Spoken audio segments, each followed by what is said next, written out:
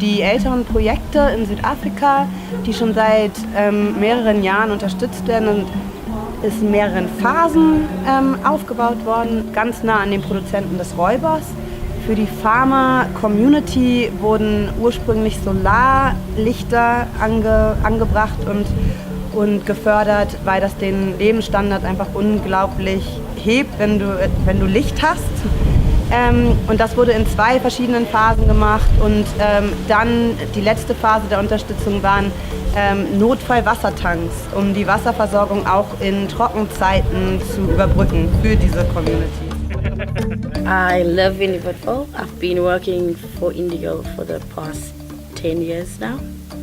And what I do with Indigo is I work quite a lot with the small-scale robusta farmers from Nijveld, and also then some of the other residents in the Zuidbosveld. It's not really part of Nijveld. So very basic vision from Indigo side is to help promote social justice, especially in historically disadvantaged communities.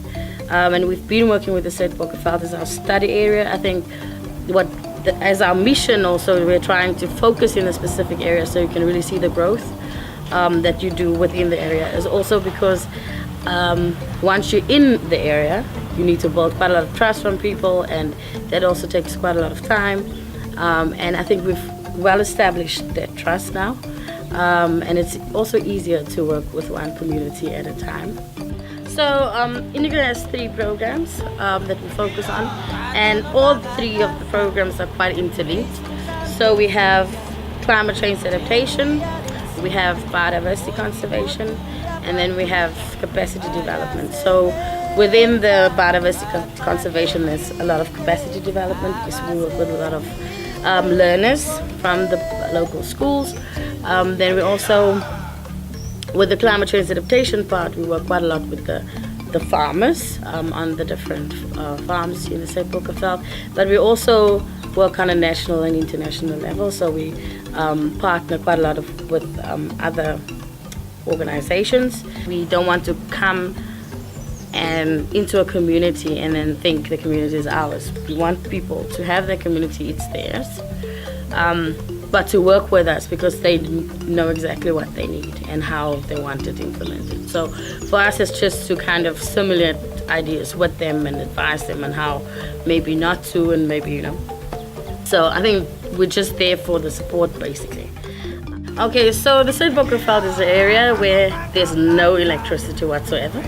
So people would use candles or paraffin lamps. And this is, as you know, very dangerous because a lot of the people are living in restio houses. So it's not built of bricks or stone. So it is quite dangerous. 2 houses already burnt because of that to the ground.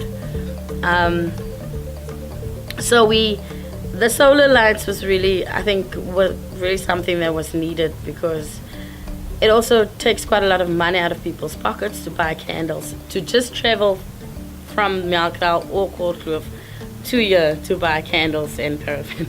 You can imagine how much that costs if you have a solar system that you just pay a subsidy for, and then there you have it. So it's basically, that was the whole reason behind it, and people were really keen on, to say we don't want the paraffin and we don't want the candles because it's dangerous and it's really costly.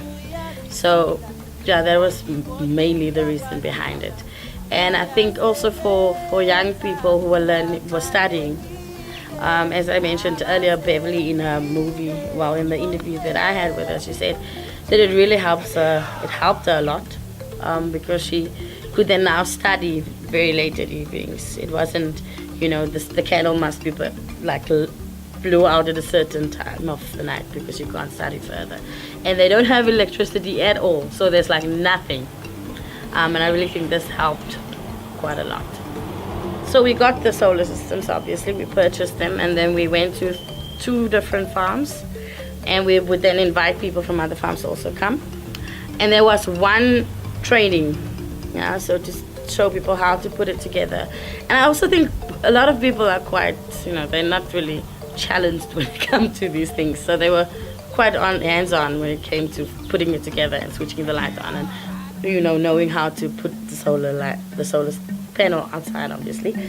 And then also solar light radios. Was it solar radio is what you call it. And those were used to for the weather forecast, and also then for just news, right? Because a lot of times people have to buy batteries, and batteries are also expensive, and especially if you don't have a steady income. First of all, I have to say that water is a very scarce resource in the Zeebrugge. It's not that people have enough of it, they never have enough. I think they can never have enough.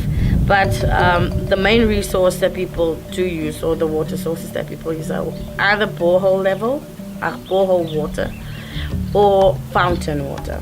So it would be like streams or so. But not necessarily streams, it's more fountain or groundwater.